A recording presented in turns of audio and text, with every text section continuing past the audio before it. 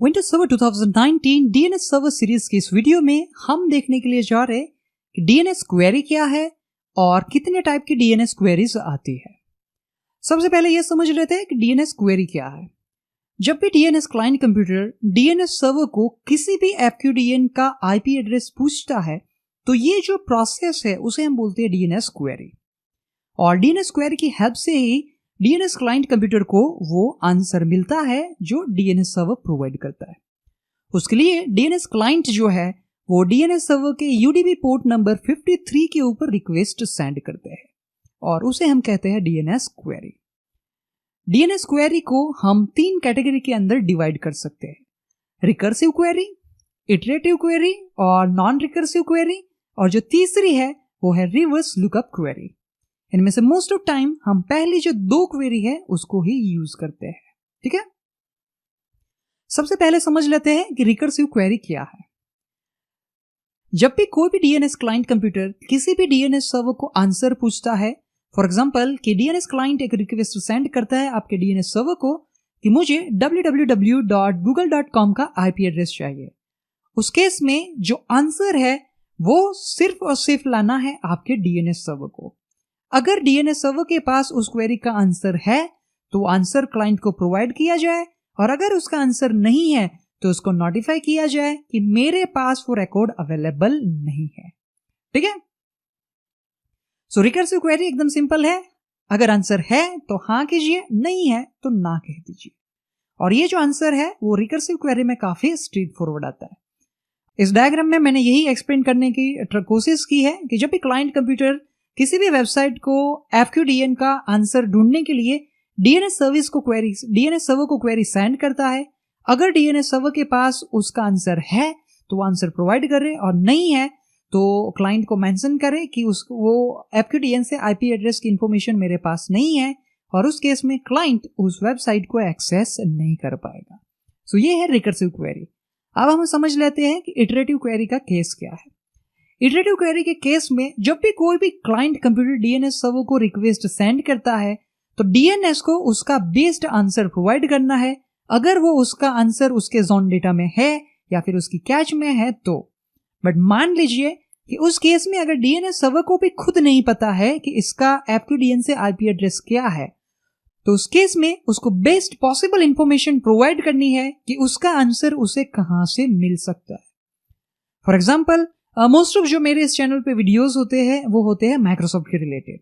अब मान लीजिए आप में से कोई क्वेश्चन करता है कमेंट सेक्शन में कि सर माइक्रोसॉफ्ट के रिलेटेड ये क्वेश्चन है, आप उसका आंसर प्रोवाइड करिए। अगर वो आंसर मेरे पास है तो मैं आपको डायरेक्टली प्रोवाइड करूंगा, नहीं है तो मैं आपको ना बोल दूंगा। ये केस हुआ रिकर्सिव क्वेरी का।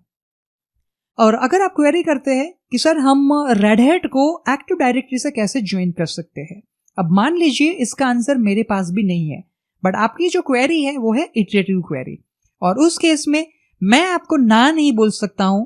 मुझे आपको बेस्ट पॉसिबल इंफॉर्मेशन देनी है कि आपको इसका आंसर कहां से मिलेगा। अब मेरा एक फ्रेंड है जिसको लिनक्स बहुत अच्छे से आता है, तो मैं आपको इसका नंबर देता हूं और आपको बताता हूं कि आपको इसका आंसर कहां से मिलेगा। ये मेरा फ्रेंड है, ये उसका नंबर है, आप उसका कांटेक्ट कीजिए। तो कंप्लीट आंसर मैंने आपको प्रोवाइड नहीं किया है, मैंने सिर्फ आपको रेफरेंस दिया है। और आप अब यही क्वेरी लेके किसके पास जाएंगे? मेरे फ्रेंड के पास, और वो उसके पास अगर इसका आंसर है तो प्रोवाइड करेगा, नहीं है तो वो किसी और का रेफरेंस आपको प्रोवाइड करेगा। सो इटरेटिव क्वेरी में अगर डीएनएस सर्वर के पास उस क्वेरी का आंसर नहीं है तो क्लाइंट को उसको बेस्ट पॉसिबल इंफॉर्मेशन प्रोवाइड करनी है कि जिससे क्लाइंट उस एफक्यूडीएन के आईपी एड्रेस को फाइंड कर सके। ठीक है, डायग्राम में हम समझ लेते हैं कि एंड यूजर क्लाइंट कंप्यूटर हमारे आईएसपी के डीएनएस सर्वर को क्वेरी सेंड करता है कि मुझे इसका आईपी एड्रेस चाहिए। अगर डीएनएस को पता है तो एंड यूजर को आंसर प्रोवाइड करेगा, नहीं पता है तो हर एक डीएनएस सर्वर के पास रूट हिंट सर्वर्स के सारे सर्वर्स की लिस्ट होती है, तो ये क्वेरी लेके जाएगा रूट हिंट सर्वर के पास। बट रूट हिंट सर्वर उसके लिए ऑथोरेटिव नहीं है। हम एग्जांपल ले लेते हैं www.google.com का। अब मान लीजिए कि जो एंड यूजर है वो क्वेरी लेके आते हैं हमारे आईएसपी के डीएनएस सर्वर के पास कि मुझे आईपी एड्रेस चाहिए www.google.com का, और ये आंसर आईएसपी के डीएनएस के पास नहीं है। तो उस टाइम पे आईएसपी का डीएनएस क्वेरी लेके जाएगा रूट हिंट के पास। वो आपको रिफर करता है कि आप एक काम कीजिए, जो टीएलडी सर्वर है और या जो ऑथोरिटेटिव सर्वर है .com का, आप उसके पास रिक्वेस्ट लेके जाइए और वो रिक्वेस्ट जो रेफरेंस है वो ISP के DNS सर्वर को मिलेगा। ISP का DNS सर्वर वहां से इंफॉर्मेशन लेगा, क्योंकि ये है google.com डोमेन के लिए। तो जो टॉप लेवल डोमेन या फिर रूट हिंट सर्वर है वो आपको इंफॉर्मेशन प्रोवाइड करेगा कि ये जो डोमेन है उसका ऑथोरिटेटिव सर्वर कौन है और उसका IP एड्रेस क्या है। ये इंफॉर्मेशन मिलेगी ISP के DNS सर्वर को, और ISP का DNS सर्वर अब कांटेक्ट करेगा जो गूगल का ऑथोरिटेटिव DNS सर्वर है उसका, जो इसका नाम है ns1.google.com, जिसके बारे में हम nslookup कमांड लाइन टूल की हेल्प से जानेंगे। सो अब हमारा ISP का DNS सर्वर आएगा गूगल के DNS सर्वर के पास जो है ns1.google.com, और उसके पास से जो आंसर मिलेगा वो उसके आंसर को वो अपने कैच में ऐड करेगा और क्लाइंट को वो आंसर प्रोवाइड करेगा। सो क्लाइंट, DNS क्लाइंट और सर्वर के बीच में जो भी क्वेरी होती है वो होती है रिकर्सिव क्वेरी, और DNS server to DNS server जितनी भी क्वेरीज होती है वो मोस्ट ऑफ टाइम होती है इटरेटिव क्वेरी। अगर ये क्वेरी हम देखें तो वो जो होगी वो रिकर्सिव होगी, क्योंकि ये ऑथोरिटेटिव डोमेन है गूगल के लिए और जिसको उसका आंसर प्रोवाइड करना ही पड़ेगा। यही हम समझ रहे थे। हमारे सर्वर के ऊपर जाते हैं। मैं यहाँ पर ओपन कर लेता हूँ कमांड प्रॉम्प्ट, और जिसके लिए मैं की कॉम्बिनेशन प्रेस कर रहा हूँ विंडोज R, टाइप करते CMD और प्रेस करता हूँ एंटर की। हम कमांड यूज करेंगे nslookup। ओके, सबसे पहले हम सर्वर को चेंज कर लेते हैं। हम यूज करेंगे गूगल के पब्लिक DNS सर्वर को जो है 8.8.8। अब हम यहां पर ये जान लेते हैं कि google.com के जो ऑथोरिटेटिव DNS सर्वर्स है वो कितने हैं, जिसके लिए हमें यहां पर टाइप करना पड़ेगा set type is equal to ns, क्योंकि हमें नेम सर्वर्स की इंफॉर्मेशन चाहिए। सो फ्यूचर वीडियोस में हम देखेंगे कि ns, host record, PTR, pointer record, MX record क्या है। उसके लिए मैं एक डेडिकेटेड वीडियो क्रिएट करूंगा, ठीक है। हमें यहां पर टाइप करना है google.com, जिसके बारे में हमें नेम सर्वर्स की लिस्ट चाहिए, ठीक है। सो ये सारे नेम सर्वर्स है गूगल के, NS1, NS2, NS3 और NS4। वापस चलते हैं हम PPT में। सो हम इस सर्वर की बात कर रहे हैं। हमें अब ये पता चला है कि इस google.com के लिए ऑथोरिटेटिव DNS सर्वर कितने हैं, ठीक है। वापस चलते हैं सर्वर पे। मैं एक और कमांड प्रॉम्प्ट ओपन कर लेता हूं। हम यहां से सबसे पहले nslookup कमांड में रन करता हूं। यहां पर टाइप करता हूं हमें IP एड्रेस चाहिए हमारे इस DNS सर्वर का, ठीक है। ओके, इसका IP एड्रेस है 216.239.32.10। कॉपी कर लेते हैं और अब मैं सर्वर चेंज कर लेता हूं ये वाला, यानी कि इन शॉर्ट हम करंटली पूछ रहे हैं गूगल के DNS सर्वर को, ठीक है, जो है ns1.google.com। मैं टाइप करता हूं fqdn www.google.com, ठीक है। हमें यहां पर आंसर मिल रहा है, और अब की बार हमें यहां पर नॉन ऑथोरिटेटिव आंसर नहीं मिल रहा है। क्यों? क्योंकि ये जो सर्वर है जिसे हम करंटली पूछ रहे हैं ns1.google.com, ये google.com डोमेन के लिए ऑथोरिटेटिव नेम सर्वर है और उसकी रिस्पॉन्सिबिलिटी है कि उसका वो आंसर प्रोवाइड करे, ठीक है। अब मैं यहां पर क्वेरी कर रहा हूं www.yahoo.com के लिए, ठीक है। देखते हैं क्या होता है। जैसे हमें यहां पर देखने मिल रहा है कि ये जो क्वेरी थी वो रिफ्यूज हो चुकी है। क्यों? क्योंकि जो ये सर्वर है ns1.google.com वो सिर्फ और सिर्फ ऑथोरिटेटिव है google.com रिलेटेड डोमेन नेम्स के लिए। उसके पास याहू की इंफॉर्मेशन नहीं है, ठीक है। सो ये था कुछ इटरेटिव और रिकर्सिव क्वेरी के बारे में। हम विंडोज सर्वर के DNS सर्विस के अंदर भी ये सारी चीजें चेक कर सकते हैं। मैं ओपन कर लेता हूं विंडोज एडमिनिस्ट्रेटिव टूल्स और ओपन करने के लिए जा रहे DNS मैनेजर को। विंडोज सर्वर के अंदर ये सेटिंग्स आती है। हम राइट क्लिक करते हैं हमारे सर्वर के ऊपर, सिलेक्ट करते हैं प्रॉपर्टीज में, और हम मॉनिटरिंग टैब पे जब क्लिक करेंगे तो हमारे पास यहाँ पर ऑप्शंस होंगे run a simple query against this DNS server, और क्लिक करते हैं टेस्ट नाउ के ऊपर। जैसे आप यहाँ पे देख रहे हैं सिंपल क्वेरी सक्सेसफुली पास हो चुकी है, यानी कि हम रिकर्सिव क्वेरी रन करें तो उसका आंसर हमारा DNS सर्वर प्रोवाइड कर रहा है। चेकबॉक्स सिलेक्ट कर लेता हूँ रिकर्सिव क्वेरी के लिए कि अदर DNS सर्वर को क्वेरी किया जाए कि क्या वो हो सकता है या नहीं, यानी कि हम अब ये परफॉर्म कर रहे हैं।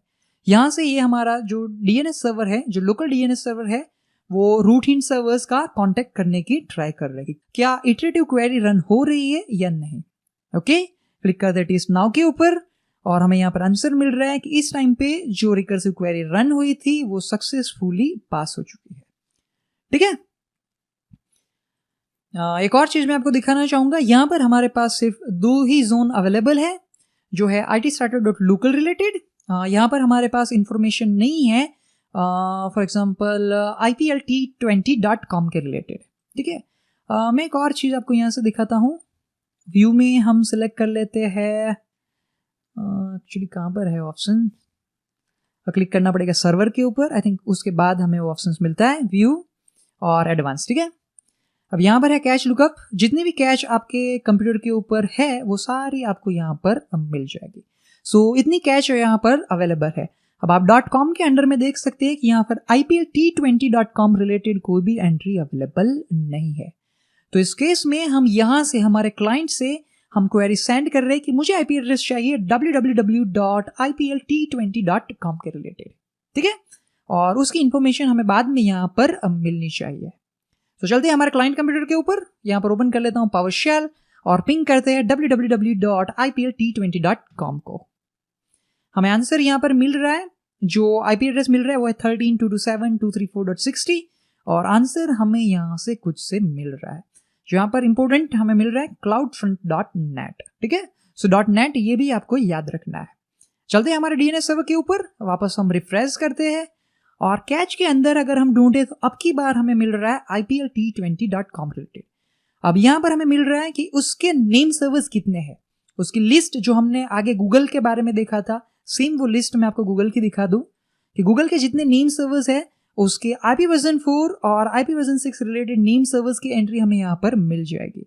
सो नेक्स्ट टाइम हमें सीधा ही ये जो पूरी प्रोसेस वो कंप्लीट नहीं करना पड़ेगा, हमारा DNS सर्वर डायरेक्टली जो गूगल के नेम सर्वर है उसको ही कांटेक्ट कर लेंगे। ठीक है, अगर हम IPLT20 की बात करें तो यहाँ पर है उसके बारे में इंफॉर्मेशन। ये जो था वो एलियास क्रिएट किया हुआ है, मैंने आगे आपको बताया कि हम फ्यूचर वीडियोस में डेफिनेटली देखेंगे कि एलियास हम किस तरह से क्रिएट कर सकते हैं। ठीक है, और ये है उसके नेम सर्वर। अब आप यहाँ पर देख सकते हैं, सबसे इंपॉर्टेंट है कि ये लोग AWS DNS यूज कर रहे हैं, इसलिए यहाँ पर 4 अलग अलग नेम सर्वर्स भी आपको दिख रहे हैं। एक है .org के साथ, एक है .co.uk के साथ, एक है .net के साथ और एक है .com के साथ, और ये वही सारे आपको यहाँ पर मिल जाएंगे। अगर आप org के अंदर देखें तो आपको वहां पर मिल जाएगा कौन सा था, वापस एक बार कंफर्म कर लेते हैं, AWS रिलेटेड। सो वो आपको यहाँ पर जितनी भी कैच हुई होगी वो सारे आपको यहाँ पर मिल जाएंगे। ठीक है, सो इस वीडियो में हमने सीखा कि DNS के अंदर जो इटरेटिव क्वेरी और रिकर्सिव क्वेरी है वो क्या है और वो किस तरह से हम टेस्ट कर सकते हैं हमारे लोकल DNS सर्वर के ऊपर। सो इस वीडियो के लिए इतना ही। अगर आपको ये वीडियो पसंद आया तो लाइक करना ना भूले और अपने कलीग्स या फ्रेंड्स के साथ शेयर करना ना भूले। मिलते हैं अगले वीडियो में, जहां पर हम देखेंगे कि हम किस तरह से DNS सर्विस को विंडोज सर्वर 2019 के ऊपर इंस्टॉल और कॉन्फ़िगर कर सकते हैं।